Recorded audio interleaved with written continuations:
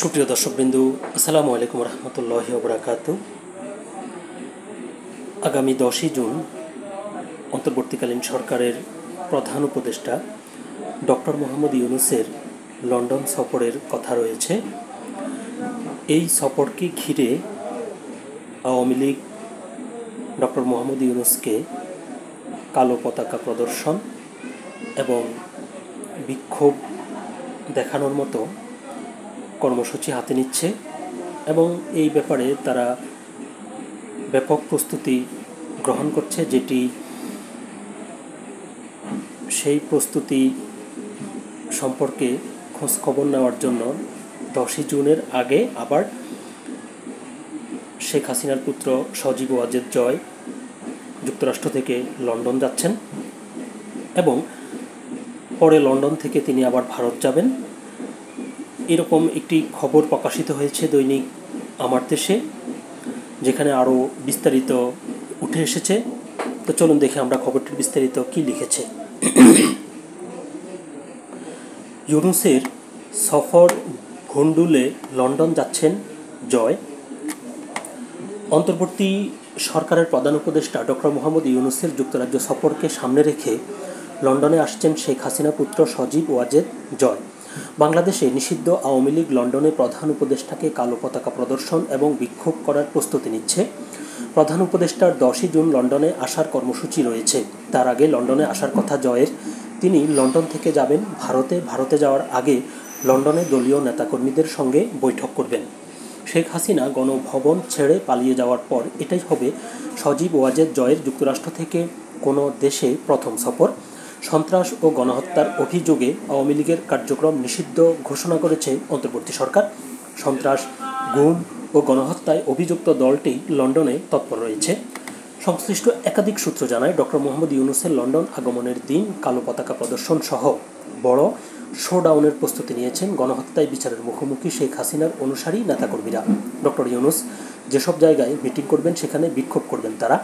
এই বিক্ষোভের মাধ্যমে নিষিদ্ধ আওয়ামী লীগ বর্তমান সরকারকে কড়া বার্তা দিতে চায়, একই সঙ্গে বিদেশে দলটির শক্তির জানান দিতে চায়। এই লক্ষ্যে যুক্তরাজ্য সহ ইউরোপের বিভিন্ন শহর থেকে আওয়ামী লীগের নেতাকর্মীদের জড়ো করার প্রস্তুতি চূড়ান্ত করা হয়েছে। গত বছরের 5 আগস্ট গণ অভ্যুত্থানে শেখ হাসিনা সরকারের পতন এবং তার ভারতে পালিয়ে যাওয়ার পর তাকে অনুসরণ করে সুবিধাভোগী নেতা ও পতিত সরকারের মন্ত্রী, প্রতিমন্ত্রী ও এমপিরা পালিয়ে বিভিন্ন দেশে আশ্রয় নেন। এর মধ্যে অনেকেই এসেছে যুক্তরাজ্যে, আছেন আরাম আয়েশে। লুটপাটের টাকায় কেউ কেউ অভিজাত এলাকায় বাড়ি কিনে থাকছেন, কেউ বা দামি হোটেলে বসবাস করছেন। তারা এখন লন্ডনে দলীয় কার্যক্রমে সক্রিয়, কেউ কেউ প্রকাশ্যেও আসতে শুরু করেছেন।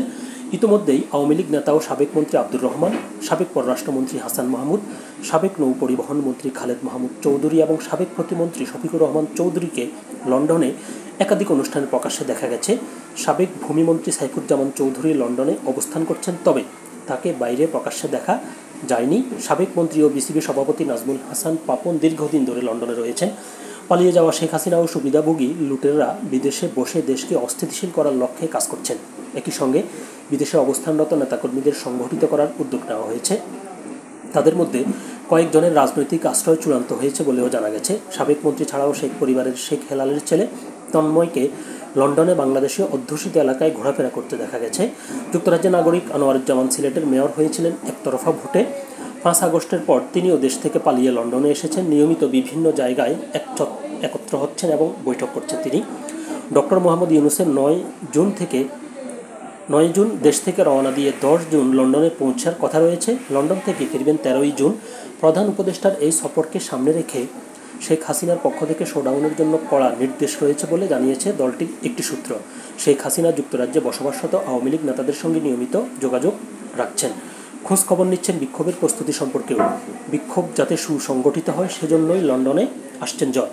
5 আগস্টের পর থেকে পালিয়ে ভারতে অবস্থান করা শেখ হাসিনা অডিও বার্তা ও বিভিন্ন সোশ্যাল মিডিয়া গ্রুপে যুক্ত হয়ে বর্তমান সরকারের বিরুদ্ধে বিষেধাগার করছেন।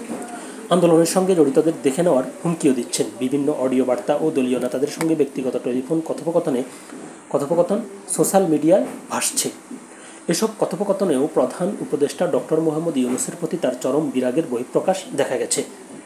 অন্যদিকে 5 আগস্টে কোনো অভ্যুত্থানের পরপরই ভিডিও বার্তা দেওয়া শুরু করেন জয়। পাশাপাশি ফেসবুকেও সরকারের বিভিন্ন কাজের কঠোর সমালোচনা করছেন। লন্ডনে সফর শেষে জয় সোজা ভারতে যাবেন।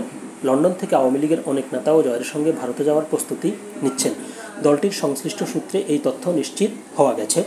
আওয়ামী লীগের একটি সূত্র জানায়, রাজা চার্লসের অনুষ্ঠান ছাড়া বাকি সব জায়গায় ডক্টর মোহাম্মদ ইউনূসকে কালো পতাকা দেখানো হবে। এয়ারপোর্ট এবং যে হোটেলে তিনি অবস্থান করবেন সেখানেও বিক্ষোভ করবে নিষিদ্ধ ঘোষিত দলটি। ব্রিটেনের অত্যন্ত মর্যাদাপূর্ণ কিং চার্লস হারমোনি অ্যাওয়ার্ড 2025-এর জন্য মনোনীত হয়েছেন প্রধান উপদেষ্টা ডক্টর মোহাম্মদ ইউনূস। রাজা চার্লসের আমন্ত্রণে তিনি ব্রিটেনে আসছেন। রাজ পরিবারের পক্ষ থেকে 12 জুন এক অনুষ্ঠানের মাধ্যমে এই অ্যাওয়ার্ড হস্তান্তর করা হবে। রাজা নিজে অ্যাওয়ার্ডটি তুলে দেবেন ডক্টর মোহাম্মদ ইউনূসের হাতে।